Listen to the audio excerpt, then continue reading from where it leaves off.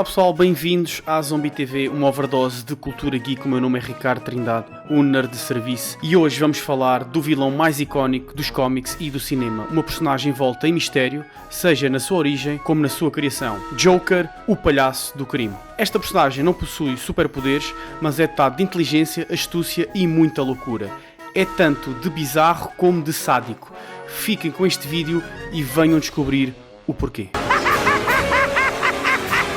Na Era de Ouro, Bill Finger, Bob Kane e Jerry Robinson criam Joker para o primeiro volume de Batman, a 25 de abril de 1940, uma edição publicada pela DC Comics. Os créditos pela sua criação geram alguma discórdia entre os seus criadores. Bob Kane e Jerry Robinson afirmam que foram eles que criaram o design da personagem e atribuem os créditos da escrita e do desenvolvimento da personalidade da personagem a Bill Finger, mas mesmo as versões de origem da criação do personagem de Bob e Jerry diferem muito, cada um atribuindo a si mesmo crédito maior pela sua criação.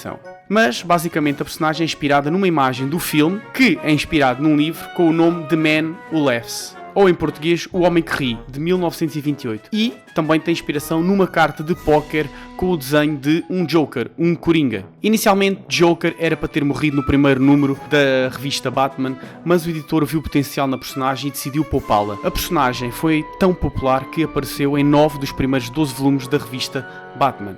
Já na Era de Prata, em 1951, Finger escreveu uma história dedicada ao passado do personagem e ficámos a saber que ele, originalmente, era um vilão chamado Red Hood, que caiu num tanque de químicos, o que o desfigurou e o tornou no Joker. Esta história serviu de inspiração para o primeiro filme do Batman, de 1989, realizado por Tim Burton, com Michael Keaton como Batman e Jack Nicholson como Joker. Em 1954, entra em vigor o Comics Code Authority. Os cómics sofreram sob a pesada mão da censura, sofrem com as baixas vendas e Joker aparece cada vez menos nas histórias do Batman, derivada à sua essência mais violenta. Em 1964, Batman salta das páginas dos cómics para a televisão, numa série de sucesso com muita comédia, ação e canastrice. Nesta série de TV, Joker ganhou destaque como vilão traquinas que gosta de pregar partidas e gosta de um bom trocadilho. A personagem foi imortalizada pelo ator César Romero e o Batman pelo ator Adam West. Com o sucesso da série de TV, os cómics decidiram copiar a vibe da série e tornaram as histórias mais leves e mais infantis e também muito canastronas. O Joker tornou-se num vilão com esquemas elaborados e patetas que usava gadgets ridículos para torturar os seus inimigos, como uma flor que cuspia ácido ou o famosíssimo buzzer letal. Mesmo assim, as vendas eram cada vez menos e o universo de Batman estava em risco. Entra então a Era de Bronze em 1974. Joker reapareceu pelas mãos de Dennis O'Neil e o artista Neil Adams, com a história de Joker's Five Ways Revenge, na revista Batman número 251. Aqui Joker volta como um maníaco homicida compulsivo. Nesta fase é apresentada a ideia de Joker ser doente mental. O hospital de Arkham foi transformado no asilo de Arkham e Joker foi internado no asilo como doente mental. O seu aspecto físico também mudou bastante, a sua cara sofreu algumas alterações, nomeadamente o queixo, que foi alongado, e o seu sorriso esticado. A sua silhueta foi alongada e tornou-se uma personagem mais alta e mais magra. E esse é o aspecto que nós conhecemos nos dias de hoje. Foi também nesta altura que Joker teve a sua própria revista, sendo o primeiro vilão nos cómics a conseguir esta façanha. Não teve muito sucesso e teve apenas 9 volumes. Já na Era Moderna, iniciada nos anos 80, esta é a época que mais marcou os fãs de Joker e de Batman. Foi uma época que fez história. Em 1986 é lançada a história O Regresso do Cavaleiro das Trevas, escrita e desenhada por Frank Miller. Esta história é passada num futuro distópico em que Batman está reformado e Joker catatónico.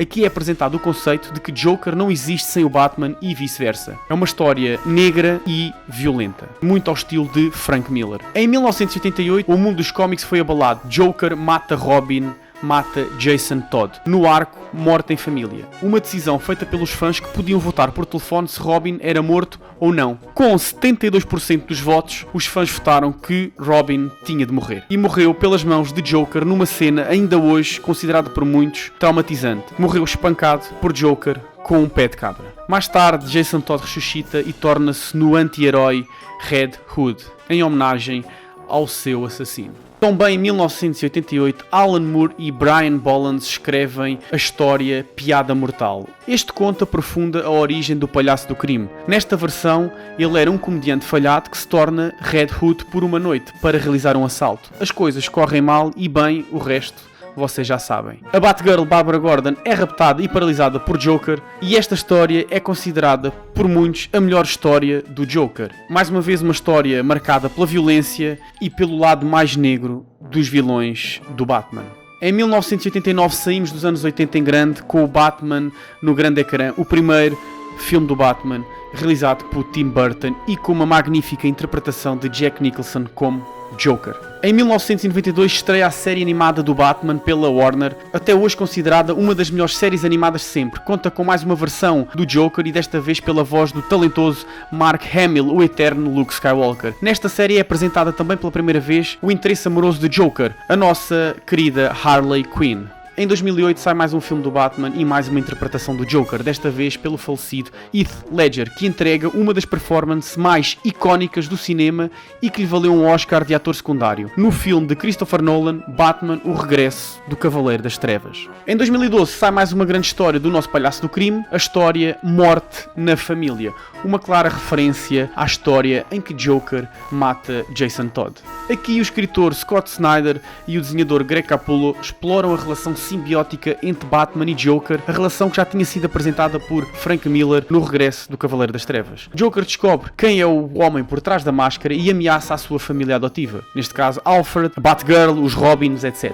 Aqui vemos provavelmente a versão mais distorcida da personagem, tão distorcida que Joker arranca a própria pele da cara e usa-a depois como máscara. Uma história que nos fez repensar tudo o que nós sabíamos sobre Joker. Estas são algumas das histórias mais marcantes da personagem e com certeza muitas ficaram por contar. Muitos vestiram o fato roxo ou deram a voz pela personagem. Interpretações inesquecíveis, outras nem por isso. E agora no cinema mais uma reinterpretação do personagem, desta vez pelas mãos do ator Joaquin Phoenix. A única diferença é que Joker é a personagem principal do filme. Qual é a vossa expectativa? Será que o filme está à altura do legado da personagem? Subscrevam o canal e não percam a nossa análise. Bons jogos, bons filmes e boas leituras. Até à próxima.